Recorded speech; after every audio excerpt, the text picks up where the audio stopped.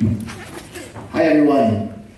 So my slide today is based on a Medium post by Brian Armstrong. So just about everything in the slides here, full credit to Brian Armstrong, the CEO of Coinbase.com, one of the very first Bitcoin startups. And we'll start off by getting right to the point, right? Words from Brian Armstrong, and I agree completely. Digital currency may be the most effective way the world has ever seen to increase economic freedom. If this happens, the implications are profound. It could lift many countries out of poverty, improve the lives of billions of people, and accelerate the pace of innovation in the world. And in the last panel, and a lot of the speakers today, we've already heard people talking about permissionless ledgers and permissionless this and distributed that, but we need to keep our eye on the ball. Why is a permissionless ledger cool? Why is it interesting? It's because it brings more economic freedom to the world. So let's talk about what that is, right? What is economic freedom? Economic freedom is a measure of how easy it is for members of a society to participate in an economy. It has a number of factors such as how easy it is to start a business, whether property rights are enforced, free trade with people in other nations, regulation of labor and business, and the stability of the currency. And if we stop and think about that for a minute, Bitcoin and digital currencies make all of these so much easier. Before Bitcoin, if you wanted to start a business and accept payments from somebody else in another country or even another town next over, you'd have to get permission from your local bank or from PayPal or from a credit card processor, and they'd have to get permission from the local government. If it's an international business, you'd have to get permission from both governments and banks in all these countries, and there's all these intermediaries along the way that everybody has to get permission from. But Bitcoin allows permissionless commerce and permissionless innovation, and that's a big giant step towards economic freedom. And with Bitcoin, the math is what controls who owns which Bitcoins. The property rights are enforced by mathematics, right? One of the fundamental laws of the universe, right? We don't have to depend on a bunch of old men in suits working in some building with a flag out in front to enforce our property rights. With Bitcoin, it's built right into the protocol, and you don't have to trust anyone at all other than the laws of mathematics. And again, for anybody that's used PayPal or credit cards or tried to accept international payments, when you install a Bitcoin wallet for the first time and see how easy it is right before your eyes to send and receive payments with somebody else, it's like magic. It really is a magical experience when you see just how easy it is. And that's going to bring more economic freedom to the entire world. And it allows people, whether in so-called free countries or in oppressive countries, you can start a business right now today with Bitcoin. Why is that important, right? Here, let's look at some of the economic freedom rankings of different countries around the world. So we have on the more economic free countries, we have Hong Kong, Singapore, New Zealand, Switzerland, Australia, Canada, Chile, Ireland, Estonia, UK, and US. All places that are known to be pretty decent places to live, right? People have a high standard of living, it's a nice place to live. If you look at the least economically free countries, North Korea, Cuba, Venezuela, Zimbabwe, on and on and on. And if you look at the list of countries on the right that are less economically free versus the countries on the left, it's pretty clear which set of countries you would rather live in and spend your life and raise your family. And it's not just a coincidence, I will argue later. And here's an example, right? Havana, Cuba in the 50s versus today. Not all that different, but look at how far Hong Kong came. And the top of the slide's cut off a little bit, but the top pictures are Hong Kong. It came from nothing to a world-class city overnight. And they're both little islands. Cuba, if anything, is a much bigger island than Hong Kong, but it was just different economic policies, more economic freedom in Hong Kong. So why is economic freedom so important? Because it leads to a higher per capita income, higher life expectancy, higher literacy rates, more income for the poorest 10% of the population, improved environmental protection, fewer wars and violent conflicts, higher self-reported happiness of citizens, less corruption and bribery, right? Economic freedom brings all those things. Who doesn't want all of those things in their life? And again, we have a list of the income level for the poorest 10%. If you want to help the poor around the world, the best way to help the poorest people around the world is through more economic freedom. So the green on this chart is the most economically free group of countries, and the red is the least economically free group of countries. And if you look at it, the countries with the most economic freedom have the highest income level for the poorest 10%.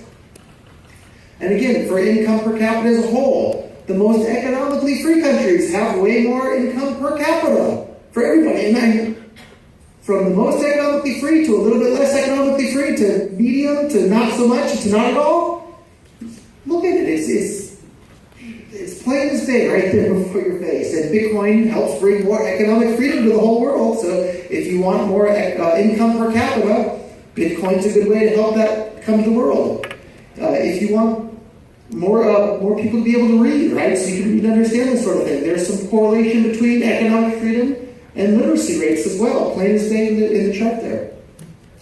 Life expectancy, right? Nobody here wants to die. If you want to die, you would have already committed suicide and you wouldn't be here at the top. So that's proof that all of you guys want to live. If you want to live longer, you're likely to have a longer lifespan in an economically free country than an economically unfree country. And once again, the correlation here is plain as day. Unemployment rates, right? Everybody wants to have a job and have income. Unemployment rates are the lowest in the most economically free countries. The more economic freedom a country has, or a place or area has, the easier it is for anybody to get a job. And the more economically unfree the country is, the harder it is to get a job, so the more unemployment you'll have. And again, look at the correlation here. It's just incredible. Infant mortality, right? Everybody loves babies. Nobody wants to see babies die. If you want more babies to live through childbirth, the economically free countries are the place where you should have your children. Because look at this, what a drastic difference. And the more economic freedom a country has, the more babies are going to survive childbirth. And there's not too many people in the world that aren't in favor of more babies surviving childbirth. Children in the labor force, right? Lots of people are appalled by the fact that children have to work, from a very, very young age. It's in the economically unfree countries where, you see these 4, 5, 6, 7, 8-year-old kids having to work 40, 60, 70-hour weeks. If you want kids to not have to work in the labor force from a very, very young age, economic freedom helps with that as well. And it's worth pointing out that correlation does not prove causation. But when we see example after example after example in both theory and in practice, where greater economic freedom leads to better results for the rich and poor alike, I think some very strong inferences can be made. And that's why I'm so excited about Bitcoin, because long before Bitcoin had ever been invented, my hobby was studying economics, and specifically about how the more economically free a country is, the higher the standard of living everybody in that country is. And if you take a look around, for those of us that are old enough to remember before the Berlin Wall came down, East Germany and West Germany is a wonderful example. You had the same culture, the same, natural resources, just two different forms of the government controlling the economy. And in West Germany, you had much more economic freedom than in East Germany. And in West Germany, people had a much higher standard of living. They were producing Porsches and Mercedes and BMWs and exporting them all over the world. And people, for the most part, had a pretty good standard of living. And in East Germany, you had much less economic freedom. They weren't producing Porsches and Mercedes and BMWs and Audis. They were producing a great big giant wall to prevent people from escaping because things were so bad there. And that's a real-world example right before our eyes of where we can see economic freedom makes everybody better off. Another example that's still in existence today is North Korea versus South Korea, right? Koreans on both sides of that border. On South Korea, you have a much higher degree of economic freedom, and you have, Samsung and LG and all these amazing electronics and cool things. And I can't think of anything they produced in North Korea other than a police state to prevent people from being able to escape. So clearly, economic freedom. You want to live in an economically freer country than a less free country, and Bitcoin helps that for not just one specific country. Bitcoin helps bring additional economic freedom to every single person on the planet. And it does it by making it easier to start a business. It makes it so your property rights in your Bitcoin are easily enforceable via the laws of mathematics, not the laws of some politicians who you've never met. It promotes free trade. You can do business with anyone, anywhere in the world right now today with Bitcoin. It enables freedom of contract, right?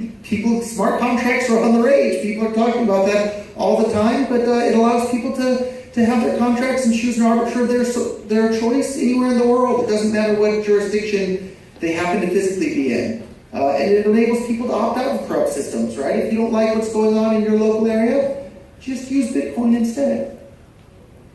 So if we can create more economic freedom in the world, it will serve as a giant economic stimulus package for the world, accelerate innovation, reduce wars, make the poorest 10% better off, overthrow corrupt governments, and raise happiness.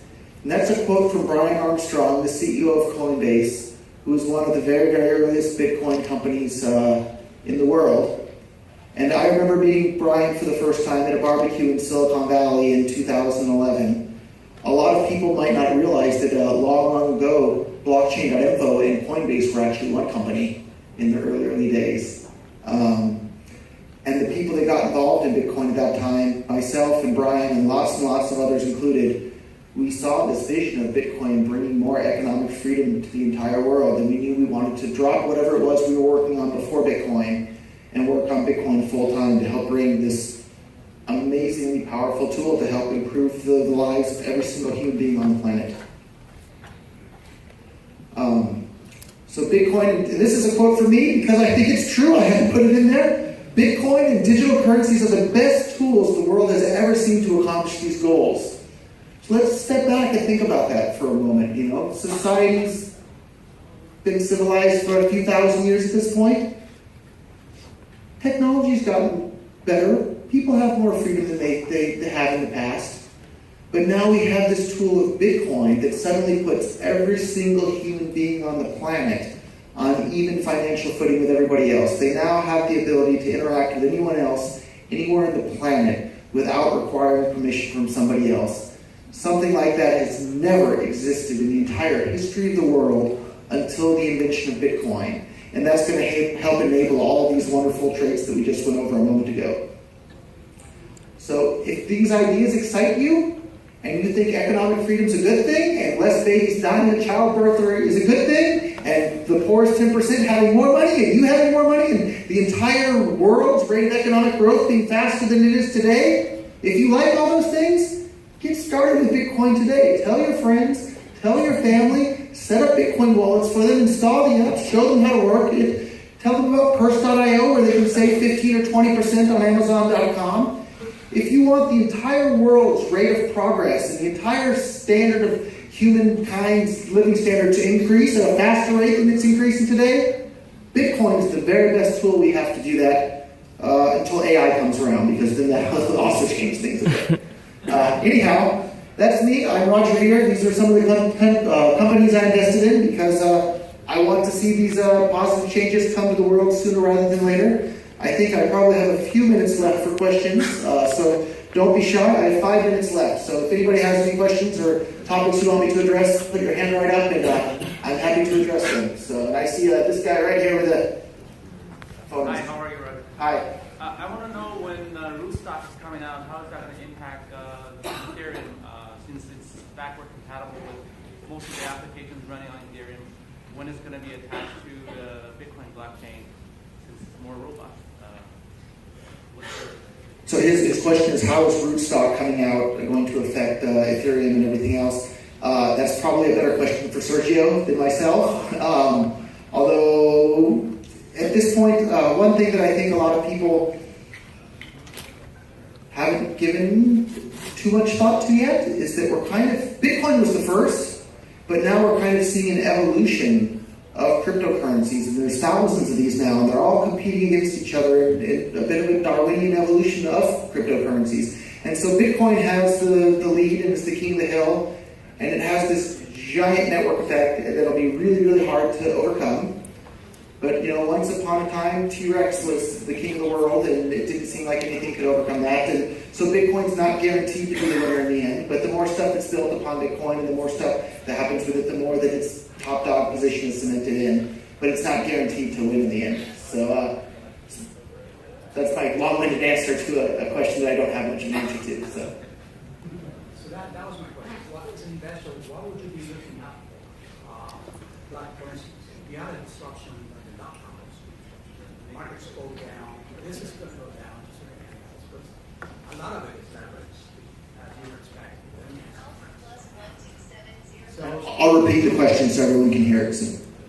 okay, so basically, one question is, what would you be looking out for that could undo Bitcoin itself? I'm not saying that, I'm leveraging is going to undo it. No, I'm saying, what would you as an investor be looking out for?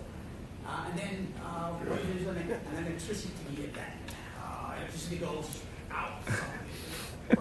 So, whatever. I mean, my question is, what is it that you're looking for? So I think the short version of the question is what are my biggest concerns in regards to Bitcoin? And I think at this point, my two biggest concerns in regards to Bitcoin, not to open too big of a can of worms, are scalability and privacy. I think the privacy aspects of Bitcoin have been ignored a bit recently. In the early days of Bitcoin, everybody assumed that Bitcoin was much more private than we now know that it is today. Bitcoin's not nearly as private as it should be and needs to be.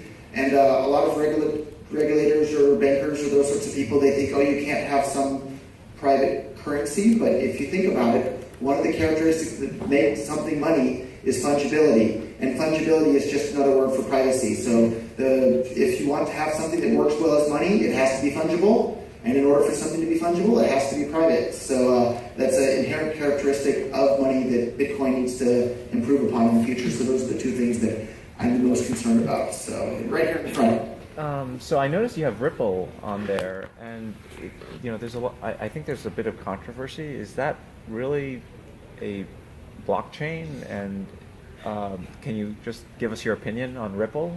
So the question is, why is Ripple listed on there? So I invested in Ripple in 2012, I think it was, when Bitcoin was about $2.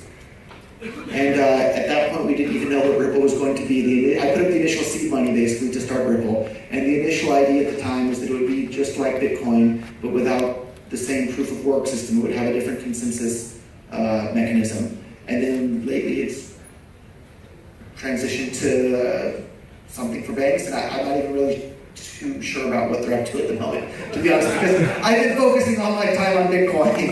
So, and I haven't updated the final page of my slide for several years either. So that's why it's still listed there. But more power to Ripple. The more things we're trying around the world, the more likely we're going to have, new and cool things that everybody gets to use. And I apologize. I think that's the end of my time, but I'm here until Friday, actually. The conference isn't happening on Friday or Thursday, but I'm here all day today, all day tomorrow. Feel free to pull me aside. I'm happy to talk to any and all of you. Thank you all so much for getting involved. Tell your friends, tell your family, tell everyone you know about Bitcoin. Thank you.